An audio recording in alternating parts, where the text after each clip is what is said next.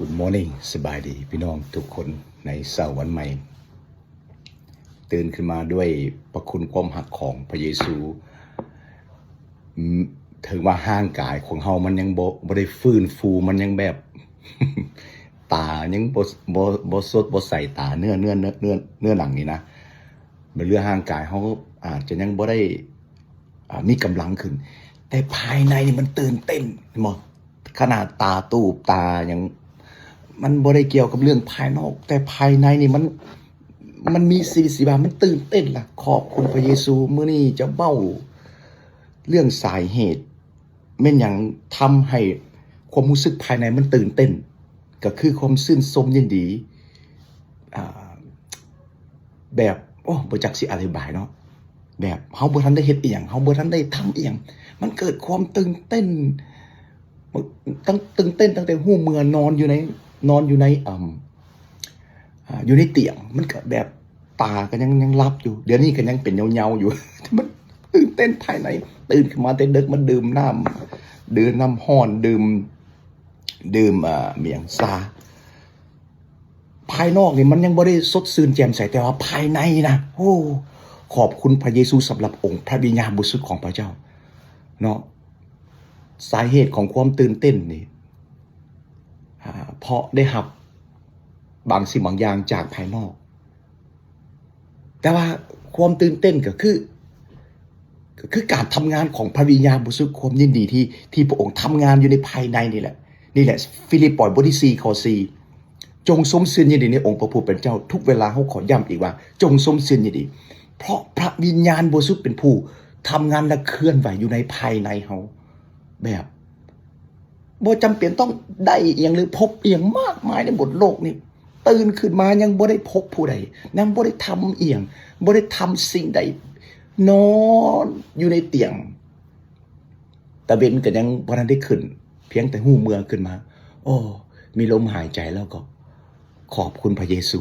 เปิดไฟเปิดแล่มน้อยๆขอบคุณพระเยซูลูกรับเอาการทำงานการเติมเต็มการทรงสถิตไสสนะความหักสิริภาพการทรงสำระอธิษฐานนอนอยู่ในเตียงนอนเกิดสัมผัสภายในขอบคุณพระเยซูสิ่งที่คนได้หับจากภายนอกเนี่ยมันก็ตื่นเต้นอยู่แต่ว่ามันละการตื่นเต้น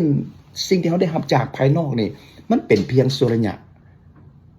สั้นๆแต่การตื่นเต้นภายในนี่เป็นการตื่นเต้นตามใดที่เขายอมเขาเปิดพระเจ้าพระวิญญาณบริสุทธิ์ทำงานอยู่ในจิตใจของเขาแบบบ่หยุดยั้งนะพี่น้อง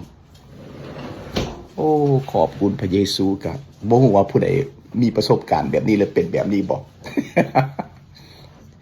โอ้ยตื่นขึ้นมายังบ่ได้พบผู้ใดบ่ได้ทำอีหยังบ่ได้อีหยังเรื่องภายนอกกับคนกับวัตถุสิ่งของ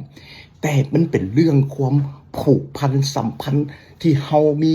กับพระเยซูคริสต์กับพระเจ้าพระบิดากับองค์พระวิญญาณบริสุทธิ์เป็นการส่วนตัว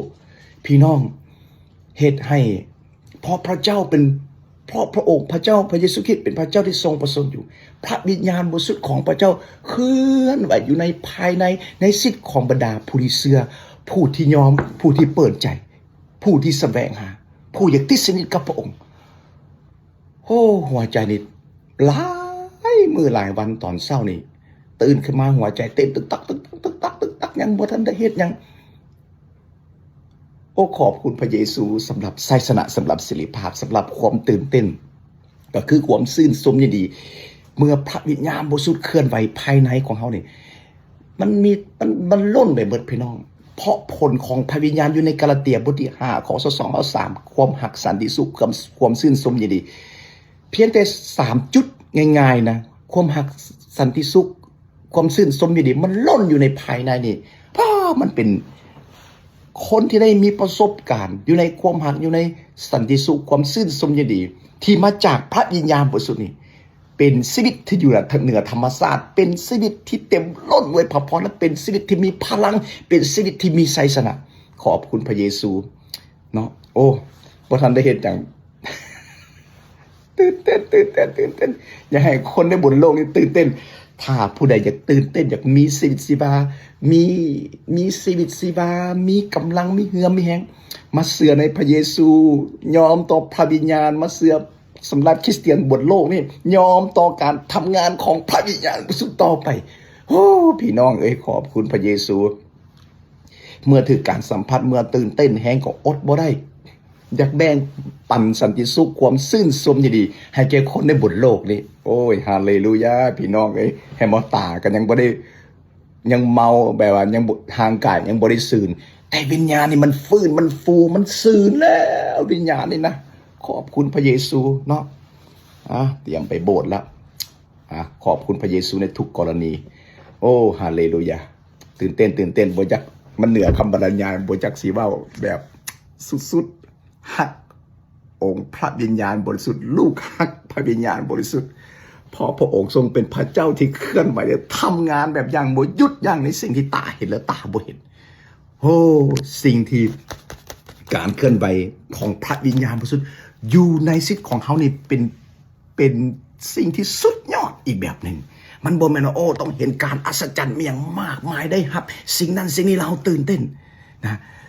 สิ่งที่พระองค์เติมเต็มในหัวใจของเฮาเนี่ยมันสุดยอดความหักสันติสุขความซื่นสมยินดีไสยชนะเสรีภาพที่มาจากพระวิญญาณประกาศเสื้อและรับเอาฮาเลลูยาในพระนามพระเยซูเอเมนเอเมนเมาทุกนี้มันใหม่ภายใน